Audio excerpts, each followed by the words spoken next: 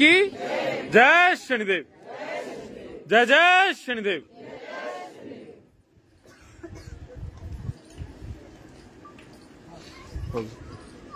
विषय बड़ा ही गंभीरता है और हमेशा रहेगा। आयुर्वेद में बहुत सारी दवाइयों का जिक्र महर्षि चरक ने किया, महर्षि सुश्रुत ने किया है। सुश्रुत को तो खैर मैंने पढ़ा नहीं है, चरक को मैंने गंभीरता से कभी नहीं पढ़ा, पढ़ना भी नहीं चाहता था, क्योंकि मैं जो कार्य करता हूं उसमें महर्षि चरक बहुत कुछ लिख चुके हैं उसी कार्य के बारे में। लेकिन आयुर्वेद अधूरा था। उन्होंने सभी प्रकार के डॉक्टर उत्पन्न किए, एमडी उत्पन्न की। इसी प्रकार से जो अंग्रेजी चिकित्सा है, जिसको एलोपैथी बोलते हैं, कौन सी बोलते हैं? पैथी, एलोपैथी बोलते हैं, यूनानी आदि चिकित्साएं बोलते हैं। उनकी तो गहन शोध का पता नहीं है, वो तो रोग के अलावा औषधि देते हैं। उनको उस रोग के परम लक्षणों का भी हो सकता है ज्ञात ना हो। लेकिन एक रोग के बारे में महर्षि चरक, महर्षि सुश्रुत बताते हैं। उस रोग का घनिष्ठता से बोलबाला भारतवर्ष में बढ़ता जा रहा है। ये रोग उन्माद रोग है। ये जो उन्माद होता है ये 3 तरीके से होता है। पहले तो एक तो वात, पित्त और कफ की कमी से हो जाता है। कोई सा एक तत्व आपका बिगड़ जाए तो आपको उन्माद हो जाता है। उन्माद का अर्थ है आपका शरीर पर नियंत्रण न रहना। हंसे तो हंसते रहना, बोले तो बोलते रहना, चले तो चलते रहना, भागे तो भागते रहना, दौड़े तो दौड़ते रहना। भागने और दौड़ने में तो अंतर नहीं क्या? उन्माद ऐसा होता है। तो ऐसे में भी ऋषि महर्षि ये कहते हैं कि इसकी कोई चिकित्सा है नहीं, लेकिन हम उसकी चिकित्सा के लिए प्रयासरत करते हैं। तब वात और पित्त की कमी से जो उन्माद होता है, तब हम उसको निकालने की कोशिश करते हैं। और चूंकि उसका आयुर्वेद में महर्षि सुश्रुत ने ही, महर्षि चरक ने ही कोई वो औषधि नहीं बताई है, तब उसका इलाज असंभव है। क्योंकि किसी एक चीज की न्यूनता से शरीर में जो बिखराव आता है वो अपने आप ही ठीक हो सकता है, और ये प्रकृति ही उसको ठीक कर सकती है। उस उन्माद की भी कोई औषधि उन्होंने लिखी नहीं। अब एक उन्माद और होता है, और वो उन्माद किस किस के कारण होता है ये मैं बता देता हूं। ये चरक संहिता है और द्वितीय भाग है ये, और सविमर्श विद्योतिनी हिंदी व्याख्योपेता सहित है, यानी कि हिंदी व्याख्यान सहित है ये। बोलिए शनिदेव महाराज की। पंडित काशीनाथ पांडे शास्त्री, डॉक्टर गोरखनाथ चतुर्वेदी और शुभ संसार शुभांश संशक है। वैद्य सम्राट श्री सत्यनारायण शास्त्री, जो पद्म विभूषण है, पद्म भूषण है, और संपादक मंडलों में इनके आते हैं। अब इसमें ताड़नादि भी होता है, यानी कि उन्माद में पीटना भी होता है। सारे काम होते हैं, लेकिन उन्माद किस किस कारण होता है इसके अलावा वो भी मैं आपको बता देता हूं। इसकी कई औषधियां भी उन्होंने दी हैं, और मंत्र आदि के बारे में भी उन्होंने बताया है। उन्माद के लिए उन्होंने एक ग्रह सूची का बनाई है, ग्रहों के कारण उन्माद होता है। और ये जो ग्रह है, ये देव ग्रह है, ऋषि ग्रह है, पितृ ग्रह है, गंधर्व ग्रह है, यक्ष ग्रह है, ब्रह्म राक्षस ग्रह है, राक्षस ग्रह है, पिशाच ग्रह है, और नाग ग्रह है, और अशुभ ग्रह है। क्या ग्रह है? असुर ग्रह है। नाग ग्रह मतलब पितरों की जो श्रेणियां हैं वे कई बार नाग योनि में बदली जाती हैं, और उन्हीं के हमें स्वपन आते हैं, और उनसे हम दुखित होते हैं, थकित होते हैं।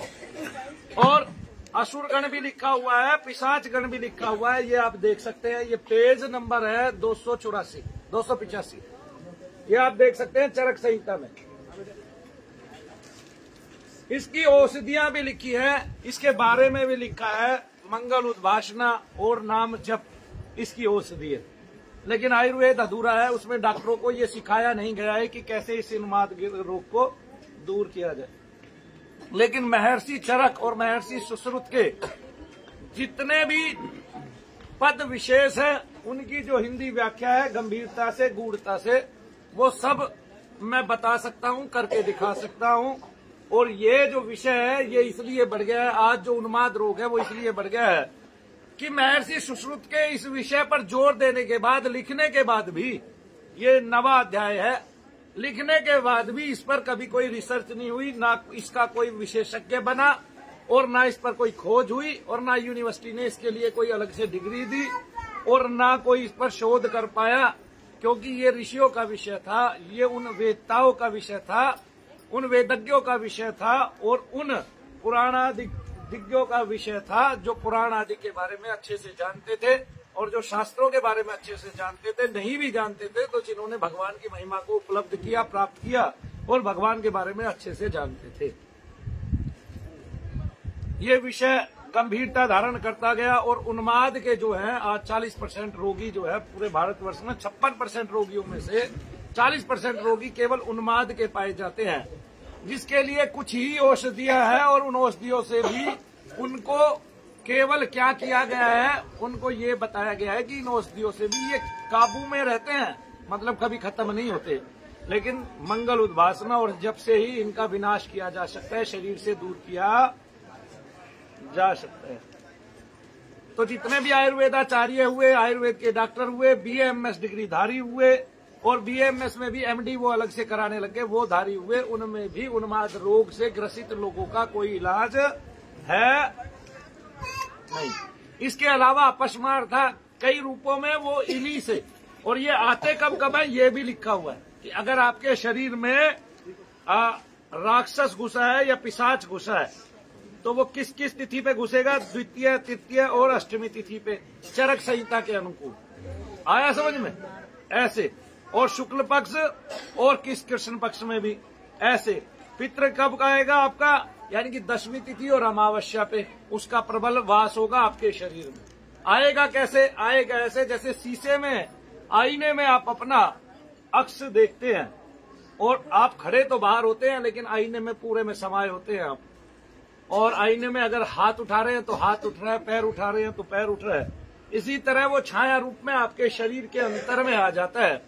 कौन कौन आता है? क्या लिखा हुआ है चरक में? चरक ऋषि ने लिखा हुआ है और सुश्रुत ने लिखा हुआ है। इसके अलावा वाघ भट्ट ने लिखा हुआ है। क्या लिखा हुआ है? देवग्रह, ऋषि ग्रह, पितृग्रह, गंधर्व ग्रह, यक्ष ग्रह, ब्रह्म राक्षस ग्रह, राक्षस ग्रह, पिशाच ग्रह, नाग ग्रह और असुर ग्रह। और पितृ जो होते हैं वही प्रेत होते हैं, इसलिए प्रेत का जिक्र अलग से दिया नहीं है। ठीक है, तो इन कितनी योनियां हैं? 1 2 3 4 5 6 7 8 9 10। इन 10 योनियों का कोई विस्तार भारतवर्ष के किसी भी चिकित्सक के पास नहीं था। आयुर्वेद अगर आज अधूरा है तो वो केवल इसी के कारण अधूरा है क्योंकि उन्माद रोग का एक भी डॉक्टर पूरे भारतवर्ष में मिलता नहीं है। एक दूसरा, मनु भैया जैसा कोई नहीं है, और जो बाह्य बैठकर उन्माद रोग को ठीक करते हैं वे खुद उन्माद रोग से ग्रसित हैं। उनके हाथ पैर हिलते हैं, उनमें अनंतता का बल आ जाता है, वे अपने आप को रस्सियों से पीटते हैं, वे उछलते कूदते हैं, वे अपने आप को देवता समझने लगते हैं, वे अपने आप को ऋषि या महान कोई वो नायक समझने लगते हैं, वे अपने आप को पीर समझने लगते हैं, वे अपने आप को देवता समझने लगते हैं जो मांस आदि खाता है, जबकि देवताओं का भोग वो कभी नहीं होता। न दारू, न शराब, न सिगरेट, न मांस, ये देवताओं का भोग है नहीं। जो ये खाकर ये कहता है कि मैं देवता हूँ, उससे बड़ा नीच राक्षस इस पृथ्वी लोक पर कोई है नहीं, चाहे वो मर गया है चाहे कोई जिंदा है। और उनको जो पूजता है और इस तरह की बलि देता है वे राक्षस आदि ही है। देवता कभी भी आपसे मांस आदि भक्षण की बलि नहीं मांगते। किसकी बलि नहीं मांगते? और ना दारू मांगते, ना शराब मांगते। ठीक है, आया समझ में? और जो सुरा की बात आती है, और जो यज्ञ में डाला जाता था वो कई प्रकार का औषधियों का रस है। इस प्रकार से आप देखेंगे गहनता क्या थी। गहनता ये थी, इसको भी आप पूरे को पढ़ेंगे इस चैप्टर को तो आपको समझ में आ जाएगा। आयुर्वेद में तो प्रेतादिकों के बारे में संपूर्ण रूप से लिखा है, लेकिन हमें ना तो पढ़ाया जाता उसको, ना उस विषय का कोई ज्ञाता है, ना उन्माद रोग को ठीक करने वाला पूरे भारतवर्ष में कोई भी डॉक्टर नहीं है। जब इस विषय को छेड़ा ही नहीं गया और ये विषय इतना गंभीर होता चला गया और सबको उन्माद रोग हुआ, अब उन्माद रोग को दूसरा रोग जो घोषित किया गया वो डॉक्टरों की तरफ से किया गया क्योंकि उन्माद में जब किसी प्रेतादिक का अक्ष आपके अंदर में समा जाता है, जब किसी की छाया आपके अंदर आ जाती है, तो या तो आप में बहुत बल आ जाता है, वरना तो वो राक्षस आदि है, उसका स्वरूप बुरा है और वो गंभीरता से आपको चोट और नुकसान पहुंचाने के लिए आपके शरीर में आया है, तभी उसने आपको उन्माद किया है। तभी आप हाथ ऊपर उठा रहे हैं, किसी को मार रहे हैं, ऐसे कर रहे हैं, ऐसे कर रहे हैं, ये सारा उन्माद रोग का लक्षण है। लेकिन वो उन्माद रोग भारत में एक ही जगह शनि देव के स्थान पर शनि धाम में ठीक होता है बहुत अच्छे से। इसके अलावा कहीं भी इतने अच्छे से वो ठीक नहीं होता है, क्योंकि लोग इसको समझते ही नहीं है। बोलिए शनिदेव महाराज की। मनु भैया की किसी भी महर्षि की तरह, चाहे वो सुश्रुत है, चाहे वो चरक है और चाहे वो वाघ भट्ट है, उनकी तरह इसमें पूरी थीसिस लिखी हुई है। आखिरकार ये आया कहाँ से है, कैसे उन्माद होता है और कैसे ये पीढ़ियों दर पीढ़ी चलता है। इसका लाभ आज भारतवर्ष में एलोपैथी का डॉक्टर उठाता है। आदमी इस उन्माद के कारण और उस छाया के कारण जो 10 प्रकार की बताई गई है, वो उसके शरीर में रहने के कारण और उसके कुपित वायु के रूप में शरीर में धस जाने के कारण जो जो रोग उत्पन्न होते हैं, एलोपैथी के डॉक्टर उन सब रोगों को ठीक करना चाहते हैं। लेकिन जब वो रोग ठीक नहीं होते हैं तो जो रोगी होता है उसके इतने टेस्ट और इतनी दवाइयां वो खा चुका होता है कि उसको मोटापा जो है वो एलोपैथी फ्री में दे देती है। उसकी दवाइयां बिना रोग के इतना असर करती है कि आदमी 40 किलो का होके जाता है और 2-4 साल में 60, 70, 80 किलो का हो जाता है। किसी किसी के तो मोटापे की हद हो जाती है, गोली जैसे उसके लिए विस्फोट का काम करती है और उसके शरीर के जितने भी क्या है टिश्यूज हैं, बॉडी टिश्यूज हैं, वो फैल जाते हैं, वो बड़ा आकार धारण कर लेते हैं और वो मोटापे को ग्रहण कर लेता है। ऐसे तो संसार में आज उन्माद को ठीक करने वाले बहुत हैं, लेकिन वो खुद उन्माद रोग से ग्रसित है। आप देख रहे हैं कोई माता बन रहा है, ठीक है, किसी में भैरव बली आ रहे हैं, वो खुद उन्मादिक रोग से ग्रसित है। नहीं समझे आप? तो वो किसी का उन्माद वैसे ही ठीक नहीं कर सकते, क्योंकि वो खुद उन्मादी है, वो कभी खुद ही ठीक नहीं हुए। हमेशा वो या तो माता बने रहे, या काली बने रहे, या भैरव बने रहे, या कोई बाबा बने रहे, या ऐसे ऐसे देवता बने रहे जो मांस भक्षण करते हैं, दारू पीते हैं, वो बने रहे। तो समाज में जो प्रकृति थी वो ध्वस्त हो गई एक तरह से। और उन्माद रोग के बारे में कोई रिसर्च हो नहीं, तो जहां महर्षि सुश्रुत ने छोड़ दिया, जहां चरक ने छोड़ा, जहां वाघ भट्ट ने छोड़ा, उसके आगे कभी कोई खोज नहीं हो पाई। पहली बात तो ये इतनी शाश्वत और इतनी सनातनीय खोज है कुछ हद नहीं, जिसके बारे में ये ऋषि कहते हैं कई हजार वर्ष पहले, आज नहीं कई हजार वर्ष पहले कहते हैं। एक तो आयुर्वेद का कोई भी ग्रंथ है वो महर्षि चरक ने लिखा, सुश्रुत ने लिखा, वाघ भट्ट ने लिखा, ऐसे ही मनु भैया भी लिखेंगे।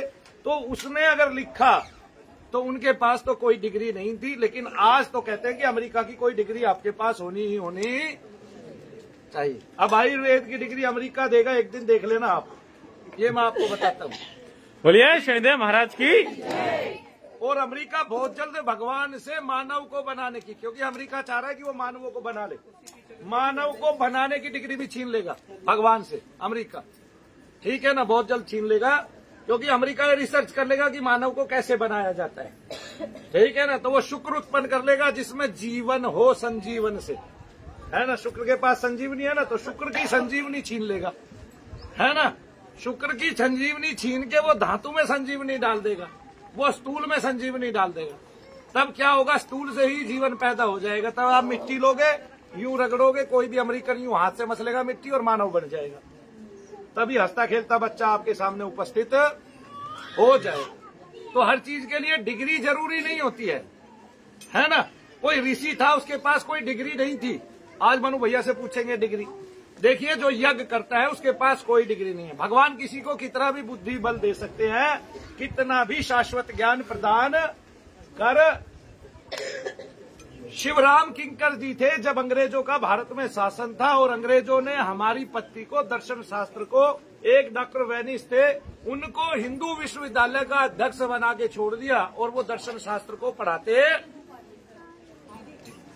तो जब शिवराम किंकर जी गए वहां और उन्होंने देखा ये फटे हाल एक भारत का आदमी आ गया, धोती भी फटी हुई है, और वो कह रहा है महाराज आप मुझे दर्शन शास्त्र सिखा दो, तो वो उसको पहले तो हाँ भर देते हैं, फिर कहते हैं मेरी यूनिवर्सिटी में ऐसा गंदा सा आदमी नहीं रहेगा, क्योंकि उस टाइम भी उस यूनिवर्सिटी में भारत के जो पढ़े लिखे बढ़िया परिवार थे, जो संभ्रांत परिवार थे, जिनके पास उत्तमता से पैसा था, वो ही अंग्रेजों के साथ पढ़ सकते थे। और कब्जा यूनिवर्सिटी पे किसका था? अंग्रेजों का था। तब डॉक्टर वेनिस ने उनको नगण्य समझकर जाने दिया और उनको कभी आमंत्रण नहीं दिया, घुसने तक नहीं दिया। आगे यूनिवर्सिटी में आदेश ऐसे दे दिया कि ये आदमी आज तो आ गया है, दोबारा पैर ना रखे। बहुत दिन हो गए। शिवराम किंकर जी की जो जिज्ञासा थी वो बढ़ी तो उन्होंने ईश्वर से प्रार्थना की और वो रोने लगे। भगवान शंकर के भक्त थे, उन्होंने पीपल के पत्ते खा खा के गुजारा किया था और भगवान को उनकी बड़ी पड़ी थी। भगवान उनसे बड़ा प्रेम करते थे। तब रात में बंद खिड़की के आर पार अगस्त ऋषि जी आए, उनके मस्तक पर हाथ रखा और उनको दर्शन शास्त्र पूरा ज्ञात हो गया। तब उन्होंने 3 पुस्तकें लिखी, मानव तत्व एवं वर्ण विवेक, और ऐसे करके 3 पुस्तकें उन्होंने दर्शन शास्त्र पर लिखी। एक दिन कुछ साल बाद वो बैठे हुए थे, अचानक उनके घर में किसी के पधारने का वो होता है और 2-4 आदमी उनके साथ आते हैं और वो कहते हैं कि एक संभ्रांत व्यक्ति आपसे मिलना चाहते हैं। वो व्यक्ति थे कौन पता है? वो व्यक्ति थे डॉक्टर वेनिस, जो उनसे दर्शन शास्त्र सीखने आए थे। बोलिए शनिदेव महाराज की, बोलिए परम पूज्य गुरुदेव मनु भैया जी की। तो आयुर्वेद ने उन्माद रोग के ऊपर कभी भी कोई खोज नहीं। ठीक है, अब मैं इसमें से एक पंक्ति पढ़ता हूं जिसमें वो खुद कह रहे हैं कि इस रोग का इलाज नहीं है तुम्हारे पास।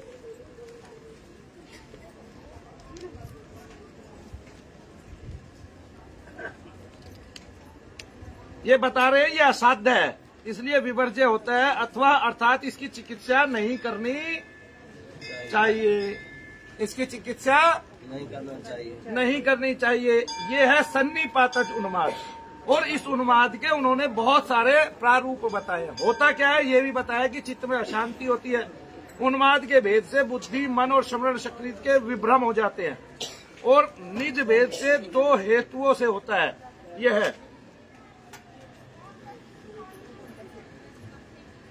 एक वात पित्त कफ से होता है और बाकी सारा किससे होता है? उन्माद। बाकी सारा उन्माद किससे होता है? देवता से, ऋषि से, गंधर्व से, पिशाच से, राक्षस से और पितृगण का अपमान करने से, अनुचित रूप से, नियम व्रत पूजा पाठ आदि करने से, अनुचित रूप से। ठीक है, जैसे जो क्षेत्रीय देवता है अनुचित रूप से, अगर आपने जैसे शीतला माई है और देवता है, ये जो क्षेत्रीय देवता है जिनको हम पहले से पूछते आते हैं अपने क्षेत्र में, ठीक है, उनका अपमान करने से हमें इस प्रकार के सन्निपात, इस प्रकार के उन्मादिक रोग हो जाते हैं। इसको गंभीरता से अगर आपने समझ लिया है तो अब इसमें क्या है कि जैसे देवोन्मत्त पुरुष का लक्षण इसमें अलग अलग बताया है, जैसे भूतोन्माद का लक्षण इसमें बताया वचन, पराक्रम, शक्ति और चेष्टाएं मनुष्य के समान अर्थात मनुष्य से बढ़कर हो, और ज्ञान, विज्ञान और बल भी मनुष्य के समान ना हो, उनसे ज्यादा हो जाए, ऐसा लक्षण भूतोन्माद का लक्षण होता है। जैसे आप किसी के घर की बातें बताने लगे, आप किसी की पर्ची लिखने लगे, ये भी लक्षण भूतोन्माद, प्रेतोन्माद, ऋषि उन्माद, गंधर्व उन्माद, ठीक है, और पिशाचनी उन्माद और यक्षिणी उन्माद का हो जाता है। इसका मतलब आज उन्माद से करोड़ों लोग पीड़ित है, जिस पर कोई ध्यान नहीं दिया जा रहा, जिसकी कोई यूनिवर्सिटी नहीं है और जिस पर आयुर्वेद की कोई आगे शोध भी नहीं है। अब कोई शोध नहीं करेगा तो इसका मतलब क्या है? इसका मतलब वो रोग संसार में बढ़ता जाएगा और वो हानि होगी। कोरोना के लिए बड़ी जल्दी शोध की, क्योंकि इसमें मर जाते हैं। हालांकि उन्माद में भी रोगी मरता है, लेकिन वो समय लेके मरता है और उसको बहुत समय हो जाता है और डॉक्टर उसको रोग ही बताए जाते हैं, क्योंकि उन्माद जो है वो अलग अलग स्थल पर ठहर जाता है, यानी कि जो छाया पुरुष है वो इकट्ठा हो जाता है गोले के रूप में और वो शरीर में अलग अलग जगह घूमता रहता है। ठीक है, ऋषियों के अनुकूल ही। बोलिए शनिदेव महाराज की। आपका उन्माद बढ़ता रहता है। उन्माद के वेग आने का समय निश्चित न हो, उस उन्माद को भूतज उन्माद कहा जाता है। प्रेतों से, भूतों से बन जाता है वो उन्माद जिसका वेग आने का समय निश्चित न हो। कैसे निश्चित नहीं होता? जैसे आप किसी के यहाँ कीर्तन में गए, आपने तो धारण नहीं किया था, आपको उन्माद हो गया, आपको हाजिरी आ गई, उसी को उन्माद बोलते हैं, है ना। और आप नाचने कूदने लगे, आपका शरीर बेढंगा हो गया, आप चाह भी नहीं रहे थे तो भी आपके हाथ हिल रहे हैं। ये कौन सा उन्माद है? ये भूतोन्माद है, प्रेतोन्माद। इसमें भी लिखा है भूतोन्माद में भी अदृश्य देवादि का प्रवेश होता है। और ये देवादि वो भी हो सकते हैं जिनको देवता बना के पूजा जाता है संसार में, जो है तो मूल में राक्षस ही, लेकिन लोग उनको देवता मानते हैं क्योंकि वो उनको चढ़ावा चढ़ाते हैं। कोई बकरा दे रहा है, कोई मुर्गा दे रहा है, कोई अंडे दे रहा है, और कोई क्या दे रहा है, शराब दे रहा है जी, और कोई हुक्का दे रहा है। ये ऐसे देवता है और इनसे शरीर दूषित होता है। अदृश्य रूप से वेग के साथ साथ शरीर में इस प्रकार प्रवेश करते हैं जैसे शीशा में छाया प्रवेश कर जाती है और सूर्यकांत मणि में आतप सूर्य किरण का प्रवेश हो जाता है और तब वो चमकने लगती है। और इसके आघात क्या है?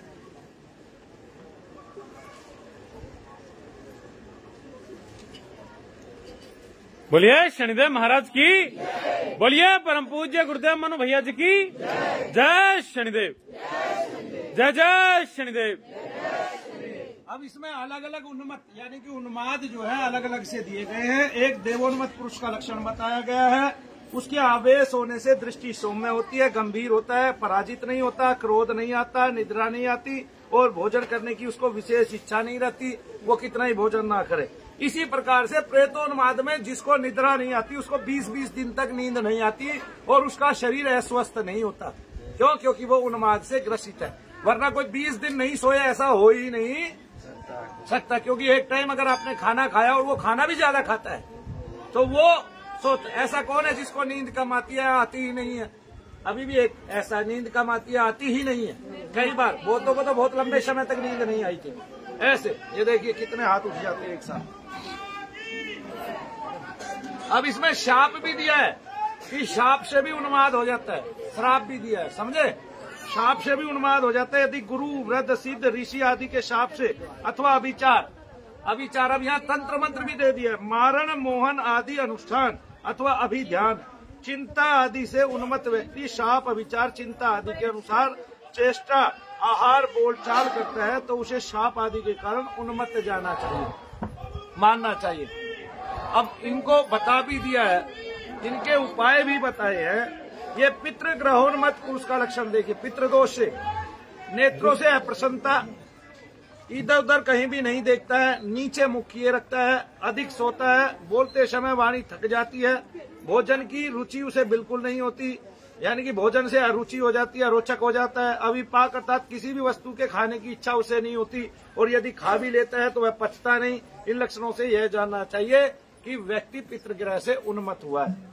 और ये तो उन्मत्त है, इसमें दर्द भी होते हैं कि जहां उसकी तरंगे, जहां उस छाया पुरुष की तरंगे आपके शरीर में इकट्ठी होती है वहां दर्द होता है, जिसको आज का डॉक्टर केवल रोग समझता है और रोग के अनुकूल उसको दवा देता है। तब ऐसे में ना तो उसका माइग्रेन कभी ठीक होता है जीवन में और ना उनका सर्वाइकल ठीक होता है जीवन में। ठीक है, तब उसको मनु भैया तो ठीक कर पाते हैं क्योंकि वो उन्माद रोगियों को ठीक करते हैं और वो पितृ दोष को ठीक करते हैं, प्रेतादिक दोषों को ठीक करते हैं, यक्ष आदि दोषों को ठीक करते हैं और ग्रह आदि दोषों को भी ठीक करते हैं। तब कोई और उसमें ये कार्य कर नहीं पाता है।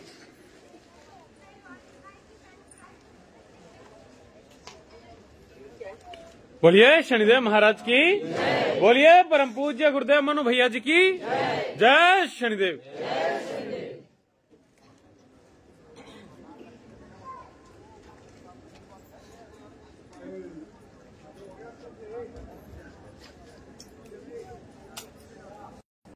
अब मैं एक यक्ष और राक्षस पुरुष के लक्षण और आपको बता देता हूँ कि जो व्यक्ति यक्ष से उन्मत्त होता है वह बार बार सोता रहता है, रोता रहता है, हंसता रहता है, नाचता रहता है, गाता रहता है, बाजा बजाता रहता है मुंह से ही और स्तोत्र आदि का किसी एक चीज का पाठ करता रहता है और फिर बीच में गालियां देनी चालू कर देता है। अनेक प्रकार की कथाओं को कहता है, अन्न पान स्नान माला धूप और इत्र आदि गंधों से प्रेम भी करता है। उसका नेत्र लाल और जल भरा हुआ रहता है, ब्राह्मण और वेदों की निंदा करता है और अपने आप गुप्त बातों को भी कहने वाला होता है। ये लक्षण यक्ष ग्रह से उन्मत्त व्यक्तियों में पाए जाते हैं, यानी कि सामने वाले की भी कई बातें बता जाता है वेग में आके। और जो व्यक्ति राक्षस से होते हैं उसके कारण क्या होता है, निद्रा नहीं आती है, अन्न और पान की इच्छा नहीं रहती, भोजन नहीं करने पर भी अधिक बलवान रहता है और शस्त्र, रक्त, मांस और लाल फूलों की माला का इच्छुक होता है और दूसरे व्यक्तियों को डराता रहता है। ये सभी लक्षण राक्षस के आवेश से होने वाले उन्माद के रोग में पाए जाते हैं। आवाज ना करें भाई, आवाज ना करें। मैं पूरे आयुर्वेद वालों से पूछना चाहता हूं कि इनमें से आप में कोई भी आयुर्वेद का कोई भी डॉक्टर, चाहे वो BMS धारी हो और चाहे BMS MD हो, इनमें से इन प्रकार के उन्मादों का रोग कौन ठीक कर रहा है? और इस रोग को ठीक करने के लिए महर्षि चरक के बाद से आज तक कोई भी कार्य नहीं किया गया है। तो ये रोग इतना बढ़ गया है कि आज पूरे भारतवर्ष में अगर 56%, पूरे भारतवर्ष की 56% जनसंख्या पीड़ित है रोगों से, और उनके रोगों में 40% लोग ऐसे हैं जो कभी डॉक्टरों से ठीक नहीं हो पा रहे और उनको सामान्य से दर्द है, और वो दर्द कभी नाभि में घूम रहे हैं, कभी कहीं घूम रहे हैं। एक पेट के दर्द, अगर पित्रोन्माद से आपको पेट में दर्द है तो डॉक्टर उसके भी 4 ऑपरेशन कर डालता है और वो दर्द कभी बंद नहीं होता। कभी कहता है तेरी बच्चादानी निकालनी पड़ेगी, कभी कहता है तेरे क्या करना पड़ेगा, तेरा ऑपरेशन करना पड़ेगा पित्त की थैली का, और कभी कहता है तुझे अपेंडिक्स हो गया, उसका ऑपरेशन करना पड़ेगा। उनके बावजूद भी उस आदमी के दर्द नहीं जाते, पीड़ा नहीं जाती। जो रोग पित्रोन्माद से होता है वो रोग कभी ठीक नहीं होता डॉक्टरों से। तो इस प्रकार से वे कई लाख वर्ष जन्म ले ले और कई लाख वर्षों की खोज हो, तब भी आयुर्वेद की इस खोज के आगे वो नगण्य है। आयुर्वेद को इसको ग्रहण करना चाहिए। उन्माद रोग की यूनिवर्सिटी अलग से बननी चाहिए और उन सब लोगों को जो इससे पीड़ित है और पीड़ित होते जा रहे हैं, इससे राहत मिलनी ही मिलनी चाहिए। बोलिए शनिदेव महाराज की। ऐसी पहल मनु भैया ही करेंगे क्योंकि उन्होंने दमखम दिखाया है और उन्होंने ही इन डॉक्टरों को मुंह तोड़ जवाब दिया है। इसके अलावा किसी ने डॉक्टरों को मुंह तोड़ जवाब नहीं दिया है। ये अभी तक किसी भी क्षेत्र में भारत के कितने भी चिकित्सक हो, वो इन रोगों को ठीक करने की कोशिश करते हैं और लोगों का पैसा लूटता चला जाता है, उनका जीवन बर्बाद होता चला जाता है। वरना तो चिकित्सा जीवन को आबाद करने के लिए है, चिकित्सा आयु को बढ़ाने वाली होती है, चिकित्सा आपके मन बुद्धि को प्रसन्न करने वाली होनी चाहिए। चिकित्सा ऐसी नहीं होनी चाहिए कि आप चिकित्सक के पास गए और पहले ही दिन आपका मस्तक जो है भौएं सिकुड़ गई और आपको डर लग रहा है, भय लग रहा है कि अब क्या बता देगा, और आप जो है और परेशानी में गिर गए हैं। बोलिए शनिदेव महाराज की। बोलिए परम पूज्य गुरुदेव मनु भैया जी की। अब जो व्यक्ति पिशाच जिसमें होता है उसके लक्षण आप सुन लीजिए। ये एक ऋषि बता रहे हैं, उन ऋषि का नाम है महर्षि चरक। क्या नाम है? ये आयुर्वेद का ग्रंथ है, इसको आयुर्वेद की पुस्तकों में पढ़ाया जाता है। BMS इसी को पढ़ के बनते हैं। किसको पढ़ के बनते हैं? इसी को पढ़ के बनते हैं। और मनु भैया की गारंटी है, एक भी BMS इस उन्माद रोग का कोई भी रोगी ठीक नहीं कर पाएगा भारत में। तो इसलिए ये BMS क्यों बनाए गए, पहले तो मुझे ये बता दीजिए। और अगर आयुर्वेद में एक रोग इतना बढ़ के पूरे संसार में फैल गया है जिसका ऋषियों ने जिक्र किया है, और ये लोग मंदिर में जाने से भी आराम पा जाते हैं, तब उनसे क्यों पूछा जाता है कि आप मंदिर में क्यों गए, क्यों आपको आराम आया, क्यों आप बालाजी गए, क्यों आप किसी अन्य मंदिर में गए, और क्यों आप किसी ऋषि के यहाँ गए, क्यों किसी महात्मा के यहाँ गए, क्यों किसी सिद्ध पुरुष और भगत के यहाँ गए, और क्यों आप शनि धाम में गए। तो उनसे पूछा ही क्यों जाता है, और क्यों उन लोगों को बताया जाता है कि आप अंधविश्वास फैलाते हैं, आप जो है क्या कहते हैं ढोंग ढकोसला करते हैं, जबकि ढोंग ढकोसला और अंधविश्वास केवल चिकित्सकों के पास मिल रहा है। ये बात इस पुस्तक से साबित हो जाती है, इस चरक संहिता से साबित हो जाती है। तो मेरे भारत के प्रधानमंत्री से कि वो संज्ञान ले, इस पे एक यूनिवर्सिटी बने, इसके हॉस्पिटल पूरे भारत में तो हो, और भारत की ये विद्या विदेशों में भी जाए, वहां भी इसके बड़े बड़े हॉस्पिटल्स बने और लोगों को इस रोग में लाभ मिले। जो रोग यहाँ के क्या किसी भी डॉक्टर से ठीक नहीं होते हैं, और उन उन्मत्त लोगों के जितने भी शरीर में दर्द रहते हैं, जिनको डॉक्टर ने केवल या तो माइग्रेन घोषित कर दिया या सर्वाइकल घोषित कर दिया और उनको आराम किसी प्रकार के नहीं आ रहे, उन लोगों का भी वहाँ पे इलाज हो, जिससे भारत सरकार का पैसा बचे, लोगों का पैसा बचे और लोगों की सही रूप में सेवा हो सके। और वो गणमान्य ऋषि जो चरक है, जो वाग्भट है और जो महर्षि सुश्रुत है, वो गणमान्य ऋषि जो गणना कर गए हैं, जो लिख के गए हैं, वो पूर्ण रूप से आधिकारिक हो जाए। और ये पद्धति भारत की ही थी, जो चिकित्सा पद्धति आयुर्वेद की है वो भारत की ही थी। उसमें सभी प्रकार की चिकित्साएं आती हैं, चाहे वो शल्य है और चाहे वो हड्डी विशेषज्ञ हड्डियों का काम है, और चाहे वो आंखों का काम था, और चाहे कोई भी काम था। आज भी संसार के जितने भी चिकित्सक हैं, अगर किसी की खोज सबसे ज्यादा मानी जाती है तो वो आयुर्वेद की मानी जाती है, क्योंकि आयुर्वेद की कोई भी दवाई कभी भी आपको रिएक्शन नहीं करती है। बोलिए शनिदेव महाराज की। तो दस्त लग जाएंगे, यही उसका रिएक्शन है, और आपको अगले टाइम से वो बंद कर देनी होती है। जो व्यक्ति पिशाच के आवेश से उन्मत्त होता है, उसका मन स्वस्थ नहीं रहता, अर्थात चंचल रहता है, उस व्यक्ति को विश्राम करने का कोई स्थान प्राप्त नहीं होता, और उसके मन के अनुकूल कोई स्थान होता नहीं है। नाचना, गाना, हंसना, ये क्रियाएं सदा करता रहता है।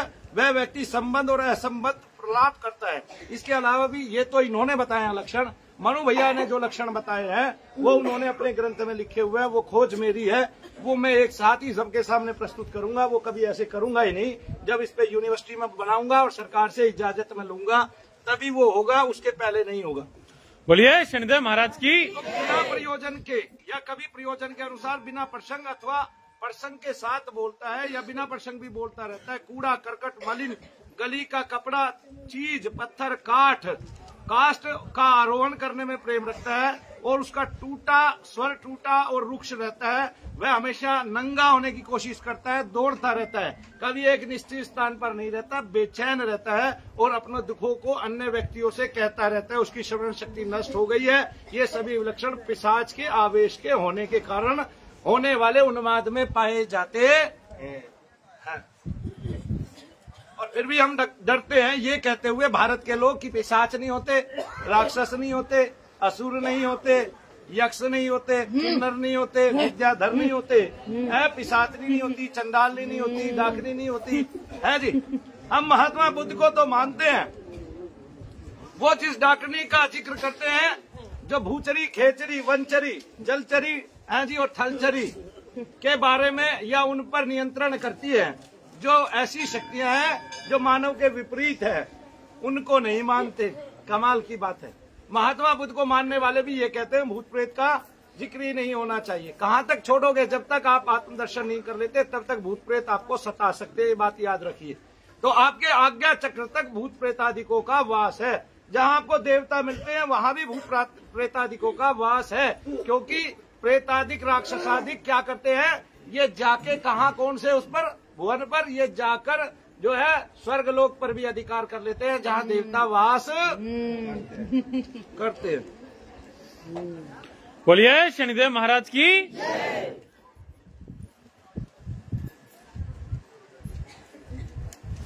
अब इसमें सब कुछ लिखा हुआ है।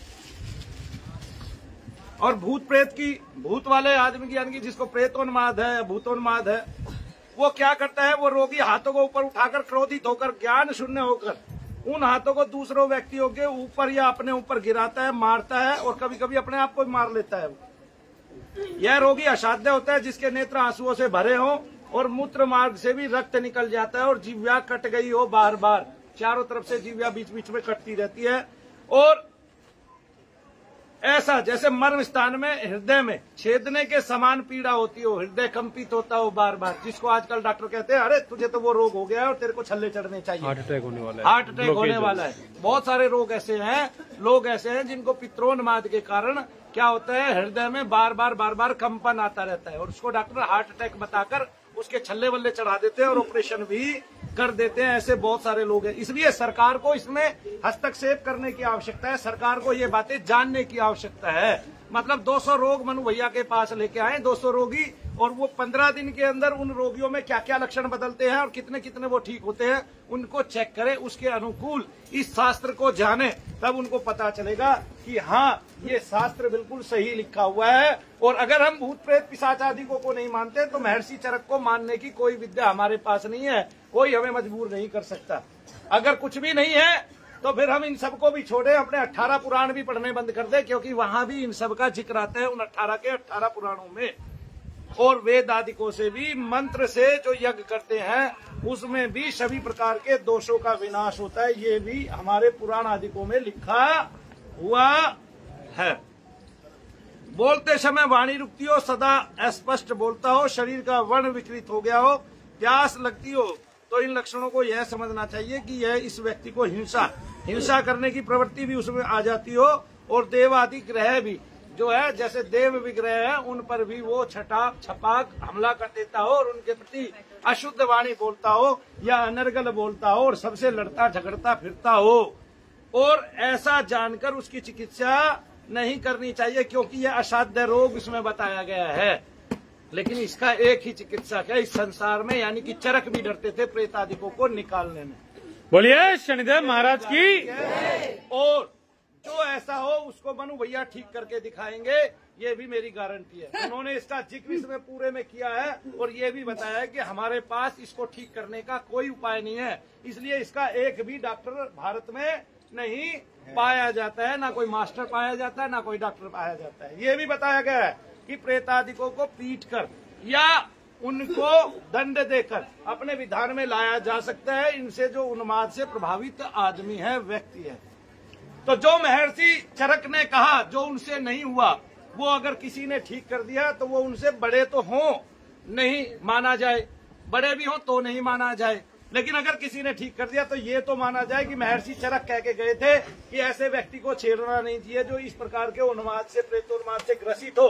क्यों? क्योंकि उनको पता था कि आज भी और कल भी इस पर कोई विचार नहीं करेगा, चाहे मानव तिल तिल कर क्यों ना मर जाए, लेकिन ऐसे व्यक्तियों को कोई ठीक करने का क्या नहीं लेगा, प्रलोभन नहीं लेगा। इसलिए इस क्षेत्र में जितने उन्माद ग्रस्त थे, किसी को काली माता आती थी, किसी की जीभ निकलती थी, है, किसी में कोई देवता आ गया, कोई हुक्का पीने वाला देवता आ गया, किसी में कोहनी वो कर जमीन पे मारने वाला देवता आ गया, किसी में बेलों से पीटने वाला देवता आ गया। वे जितने देवता हैं वे बड़े बड़े प्रेत हैं, वे अपने आप को पीट कर दूसरे को ये बताते हैं कि तुम छोटे हो इसलिए तुम शांत रहो, मैं ही बड़ा प्रेत हूँ, वो ही बड़ा उन्माद से घिरा हुआ है। और वो तो फिर भी 2, 4, 10 लोगों को ठीक कर देते हैं, लेकिन महर्षि बताते हैं कि हम तो इसमें से एक को भी ठीक नहीं कर पाते हैं। ये रोग भी है और इसकी चिकित्सा हमारे पास कोई नहीं है। तो आयुर्वेद में एक रोग ऐसा है जिसकी कोई चिकित्सा किसी के पास भी नहीं है, लेकिन मनु भैया के पास इसकी चिकित्सा है। ये यूनिवर्सिटी पूरे भारतवर्ष में ही नहीं, संबद्ध यानी कि पूरे विश्व भर में होनी चाहिए, क्योंकि भारत के अलावा जहाँ भी जितने भी प्रेत आदिकों को, प्रेत उन्माद को निकालने वाले हैं, चाहे वो भगवान के नाम से निकाल रहे हैं, चाहे वो नगण्य है, चाहे वो उन्माद से खुद ग्रसित है, उन सब लोगों का भगवान के तुल्य आदर किया जाता है। केवल भारतवर्ष में ही उनको ढोंग ढकोसला और अंधविश्वासी कहा जाता है। इसके अलावा जो संसार में 200 देशों के भगवान हैं जिनको यीशु मसीह बोला जाता है, क्या बोला जाता है? यीशु मसीह बोला जाता है। वो शैतानों को निकालते हैं, प्रेतों को निकालते हैं, किसी की गांठ ठीक होती है, किसी का गला ठीक होता है, किसी को बोलने की शक्ति मिलती है, किसी के घुटने ठीक होते हैं। ये सब उसमें लिखा हुआ है बाइबल में, और वो ठीक करके भी दिखाते हैं। बहुत सारे रोगी ठीक हो जाते हैं और उनका मनोबल बढ़ता है और वो वहां जुड़े हुए हैं। क्यों? क्योंकि अगर ये सब बंद कर दिए जाएं तो भारतवर्ष में इतने हॉस्पिटल कभी नहीं हो सकते जितने लोग बीमार हैं, और वो कभी भी उस पर वो नहीं कर सकते। तो इसलिए लोगों का हर जगह विश्वास है, सब जगह वो जाते हैं और अपनी मनमानी भी करते हैं, और क्या कहते हैं, बहुतों का उन्माद उनमें ठीक हो जाता है। लेकिन इसमें भी ऋषि ये कहते हैं कि उन्माद एक बार ठीक होने के बाद दोबारा ना हो, ऐसा नहीं है, क्योंकि एक बार अगर किसी के शरीर में प्रेतादिक है तो वो दोबारा भी आ सकते हैं। तो इसके लिए क्या करना होगा? इसके लिए बाद में भगवान से जुड़कर भगवान की चेष्टा से, प्राणपन से साधना करनी पड़ेगी, और तभी आप इस सबसे मुक्ति पा सकते हो। तो जब तक मन अस्वस्थ होगा, सबसे पहले तो ये जितने भी उन्माद हैं वो आपके मन को अस्वस्थ करते हैं। मन से आधियां उत्पन्न होती हैं और शरीर की व्याधियां भी मन से ठीक होती हैं। तो मन अगर प्रसन्न रहता है, मन अगर दुखित ना हो, थकित ना हो, गलित ना हो, मन में अगर बहुत सारी वेदनाएं ना हो आपकी, तो आप एक तरह से बहुत जल्दी स्वस्थ होने लग जाते हैं। तब उससे शारीरिक रोग भी ठीक होते हैं। ऐसे क्या होते हैं? शारीरिक रोग भी ठीक होते हैं। अब जो ये सारे उन्माद फैलाते हैं, चाहे वो राक्षस है, प्रेत है, यक्ष है, किन्नर है, इनसे होता क्या है कि इनसे आपके शरीर में जगह जगह दर्द तो होता ही है, ये साथ में बहुत सारे लोगों को ज्वर चढ़ा देते हैं। क्या चढ़ा देते हैं? ज्वर चढ़ा देते हैं। जिसको ज्वर है, मनु भैया ने 5 मिनट जप किया, उसका ज्वर तुरंत उतर गया, बिना किसी गोली के, बिना इंजेक्शन के। इसका मतलब उसको प्रेत से उन्माद था, प्रेतो ज्वर था, और उसको पित्रोन उन्माद से ज्वर था। तो उन्माद से जब ज्वर चढ़ता है, दर्द होता है, तो डॉक्टर उसको रोग बताने लगते हैं। हालांकि वो टेस्ट कराते हैं बहुत जगह, बहुत सारे टेस्टों में तो कुछ आता ही नहीं है और बहुत सारे टेस्टों में काला गोला आता है, काला घेरा आता है, क्योंकि वो छाया पुरुष उस बिंदी समान बन जाता है जब आपके शरीर में घुसता है।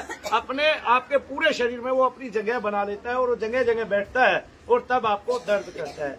पूरे भारतवर्ष के लिए ये वीडियो जो है श्रेष्ठकर है, लाभदायक है और महर्षि चरक का ये बताने वाला है, वाघ भट्ट का ये बताने वाला है कि इन सबने इन सबको माना है। किस किस तिथि पे ये आपके शरीर में प्रवेश करते हैं वो भी लिखा हुआ है कि अमावस्या पे प्रवेश करते हैं, अमावस्या लिखी हुई है बकायदा। द्वादशी त्रयोदशी तिथि पे प्रवेश करते हैं वो भी लिखा हुआ है, जैसे मैं अभी दिखा देता हूँ फिर से।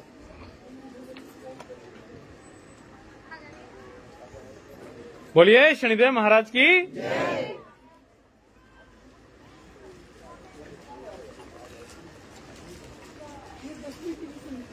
जैसे दसवीं तिथि और अमावस्या पे चरक ऋषि कहते हैं, सुश्रुत कहते हैं कि कृष्ण पक्ष में किसी भी तिथि पर आपको प्रेतोन्माद हो सकता है, पितरोन्माद हो सकता है।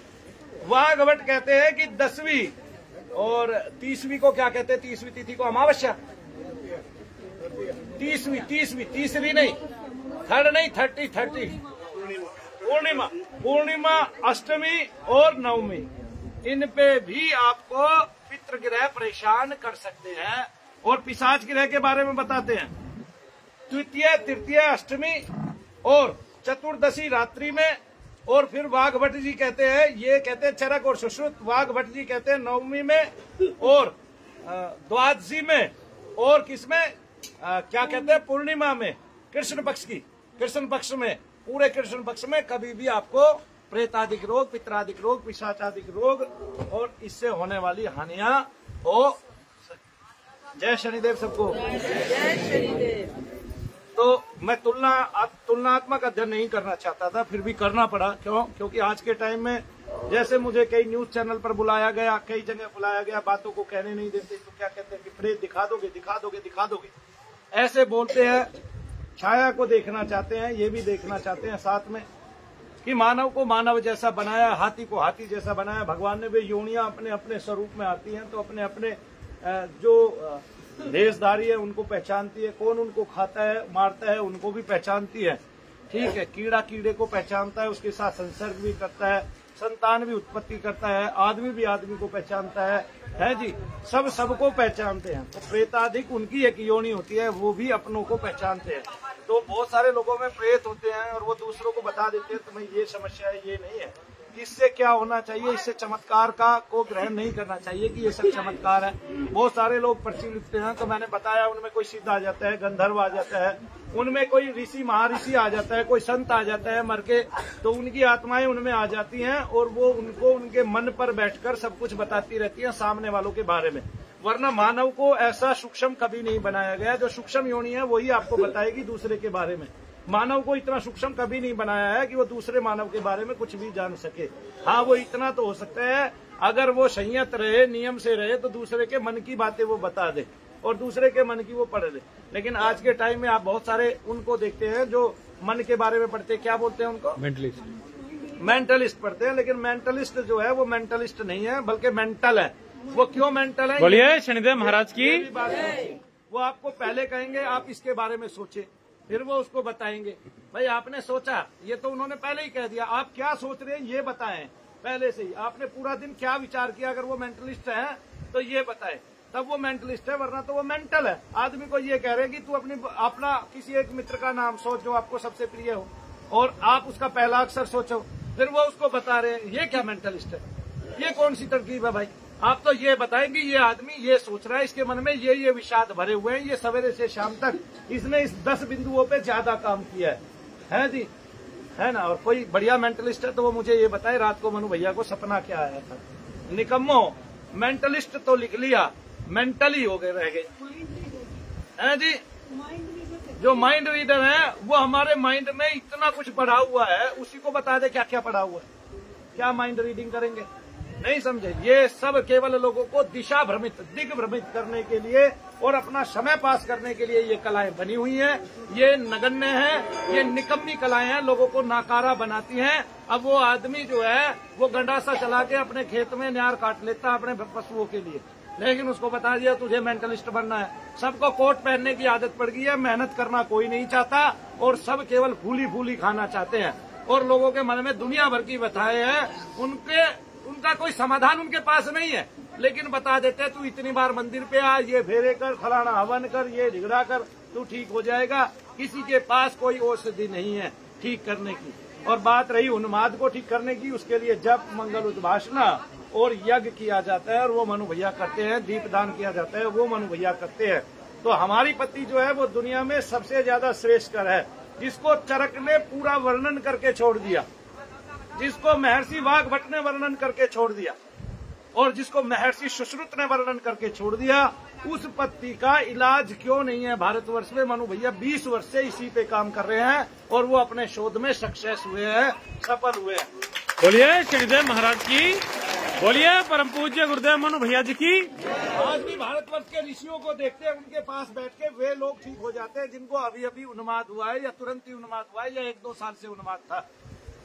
कई योगी लोग भी ये कार्य कर देते हैं, उनके संकल्प अच्छे होते हैं तो उनका मन उन लोगों से जुड़ जाता है जो उनके पास आते हैं और वो अपने संकल्पित मन से उन सब समस्याओं को हटाने में सक्षम हो जाते हैं।